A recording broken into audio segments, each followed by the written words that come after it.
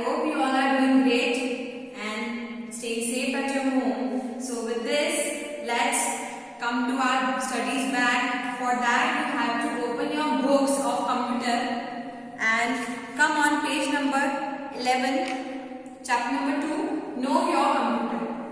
Students, जिस तरह से आप लोग को खुद को जानना बहुत जरूरी होता है, अपने पेरेंट्स को जानना, अपने फ्रेंड्स को जानना, उसी तरह से आपको अपने कंप्यूटर को जानना भी बहुत ज्यादा जरूरी होता है, क्योंकि ये दिखता तो एक छोटा सा बॉक्स है ना, ये होता तो एक रेक्टेंगल बॉक्स जैसा है, बट इसके अंदर बहुत सारी ऐसी चीजें हैं जो हम नहीं जानते कि इसको किस तरह से हमें यूज करना चाहिए, कैसे हम इसके फैक्ट्स के बारे में जान सकते हैं, कैसे हम इस कंप्यूटर को इंटरेस्टिंग तरीके से यूज कर सकते हैं, किस तरह से हमें नॉलेज देता है। तो उस सबके लिए हमें जानना क्या जरूरी है, उसके पार्ट्स के बारे में, कि उसका जो पार्ट है, जो कंप्यूटर के जो पार्ट है वो क्या कहते हैं। सबसे पहले ऐसे सारे पार्ट्स जिनको वी कैन सी और touch, like monitor, printer, scanner, mouse, keyboard, ये सारे जो पार्ट होते हैं, सीपीयू, इन सबको हम टच कर सकते हैं।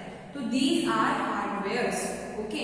एंड ऐसे पार्ट्स जिनको हम टच नहीं कर सकते, लाइक स्क्रीन, एमएस वर्ड, ये सारी जो चीजें हैं वो क्या है, software. Okay students, the things in computer which we can see और touch is called hardware and which we can't touch but can see is called software.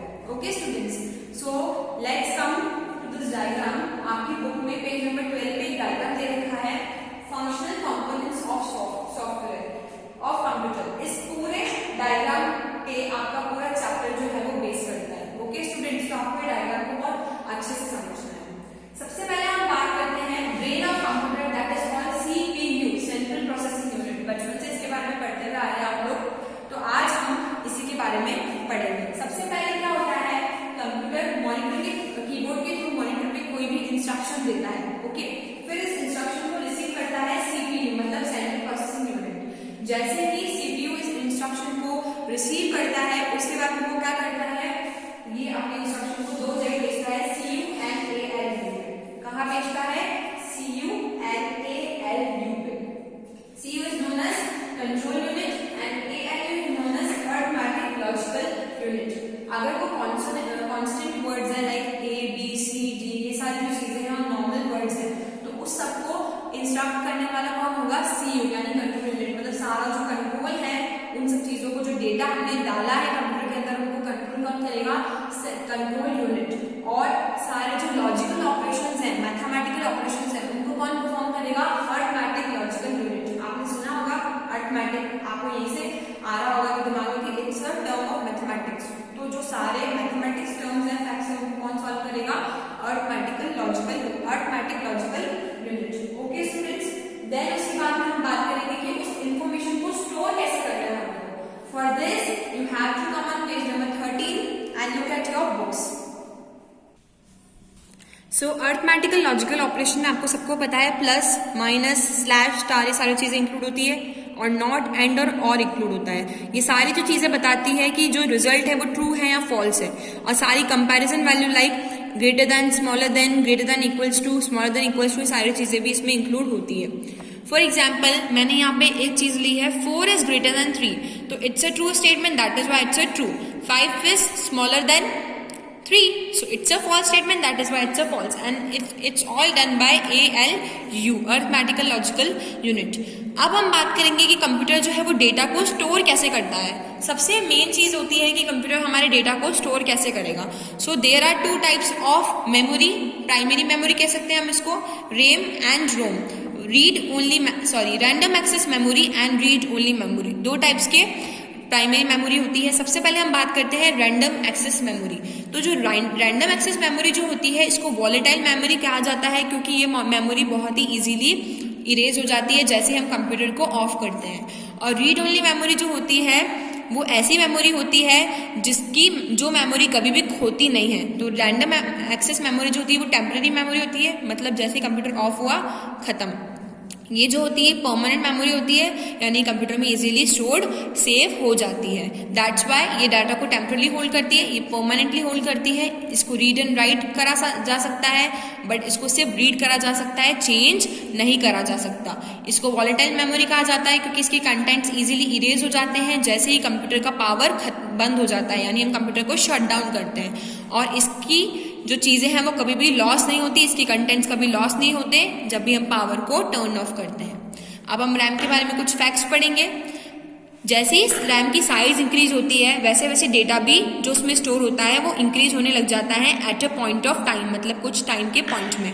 और उसके बाद में बहुत सारे प्रोग्राम्स जो हैं वो लगातार साइमल्टेनियसली रन करना स्टार्ट हो जाते हैं। और जैसे ही रैम इंक्रीज होता है तो उसकी उसकी स्पीड भी इंक्रीज हो जाती है, क्योंकि जो रैम का डाटा होता है वो टेम्परली हार्ड डिस्क में शिफ्ट हो जाता है और वो बहुत ही ज़्यादा टाइम लेता है, जिसकी वजह से रैम जो है वो एक्सेस करने में कम टाइम लेती है। नेक्स्ट हम बात करेंगे सेकेंडरी मेमोरी की। यहाँ पे एक मगल दे रखी है। जब भी हमारे पास प्राइमरी मेमोरी होती है तो हम लोग को सेकेंडरी स्टोरेज क्यों दिया जाता है, आपने कभी सोचा है? तो आइए इसके बारे में पढ़ते हैं। सेकेंडरी स्टोरेज क्या करता है, डाटा को एक्सटर्नल मीडियम जैसे कि hard disk, floppy disk, CD ROM, pen drive, DVD इन सब में स्टोर करने के लिए हेल्प करता है। That is why secondary memory जो होती है वो हमारे लिए यूजेबल होती है, क्योंकि प्राइमरी मेमोरी ये काम नहीं कर सकती। हम सिर्फ कंप्यूटर में ही प्राइमरी मेमोरी की चीज़ों को यानी कंटेंट्स को देख सकते हैं, बट सेकेंडरी मेमोरी के कंटेंट को हम लोग किसी और चीज like CD ROM, pen drive, DVD में लेकर भी देख सकते हैं। Okay students, next think and share. The CPU is called the brain of the computer. You know that. And why it is called the brain of computer? क्योंकि इसके बिना computer कोई भी इंस्ट्रक्शन को ना रिसीव कर सकता है ना दे सकता है।